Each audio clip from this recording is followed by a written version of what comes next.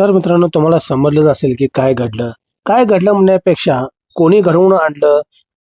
मित्रांनो, आता गणेश विसर्जनाचा हा शेवटचा भाग आणि याच्यानंतर दिवाळीचे भाग येणार आहेत आणि हा शेवटचा महाप्रसाद आणि त्याच महिन्यात माझा वाढदिवस देखील आला.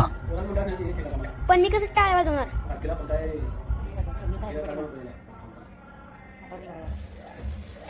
Happy birthday to you, happy birthday to you, happy birthday dear भाऊ. टेरेसवर जाऊन पाहिलं तर आतिषबाजी जोरात चालू होती आणि एकाच वेळी 3 ते 4 मंडळाचा मिरवणूक होती. म्हणजे गणपती विसर्जन चालले होते आणि आसमान देखील उजळून निघाले होते आणि मला रेकॉर्डिंग करायला जायचं होतं. कारण की गणेश मंडळातले कार्यकर्ते आपल्या ओळखीचे आहेत, त्यांची विनंती होतीच की येऊन व्हिडिओ करा ब्लॉगर. आणि आपण निशिगंधाचा वास घेऊन तिकडे रवाना झालो.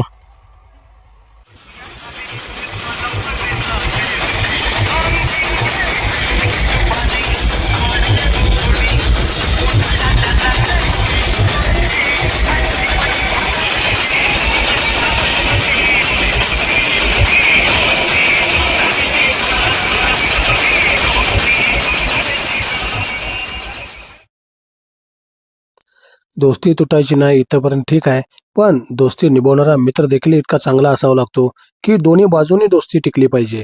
एका मित्रानं नमतं घेतलं पाहिजे तर दुसऱ्या मित्रानं समजून घेतलं पाहिजे. अशा प्रकारे बघा आता पुढं काय घडणार आहे.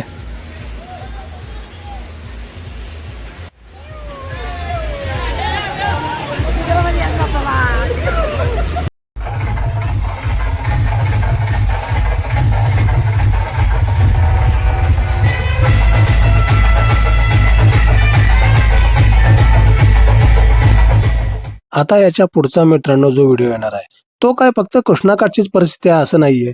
पूर्ण महाराष्ट्रालाच आता हे गालबोट लागायला लागले की मंडळातील वाद हे चव्हाट्यावर यायला लागलेत.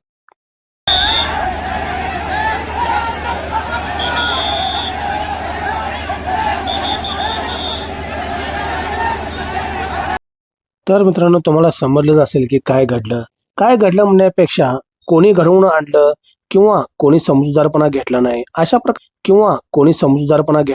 अशा प्रकारेच घटना असतात की छोट्या गोष्टीपासून चालू होतात आणि कोणाला तर भांडणं करायचे असतात म्हणून ते मुद्दे काढतात आणि भांडणं करतात आणि पूर्णपणे वातावरण गढूळ करून टाकतात. अशी लोक सध्या जास्त आहेत की ज्यांना वातावरण गढूळ केल्यावर मजा वाटते.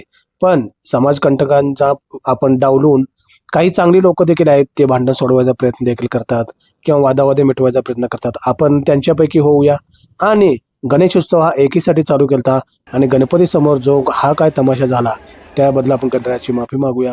अचानक उजेडाचा अंधार कसा झाला असा तुम्ही जर विचार करत असाल तर तुम्ही बरोबर आहे.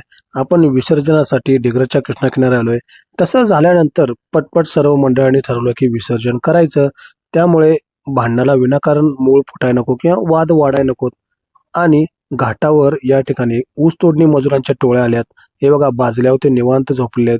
काही लोक इथं खोपीत झोपलेत. त्यांना काही देणं घेणं नाही गावात लोक काय करतात भांडणं. हे पलीकडच्या काठावर चाललेलं विसर्जन आहे कसबे डिग्रज गावावर.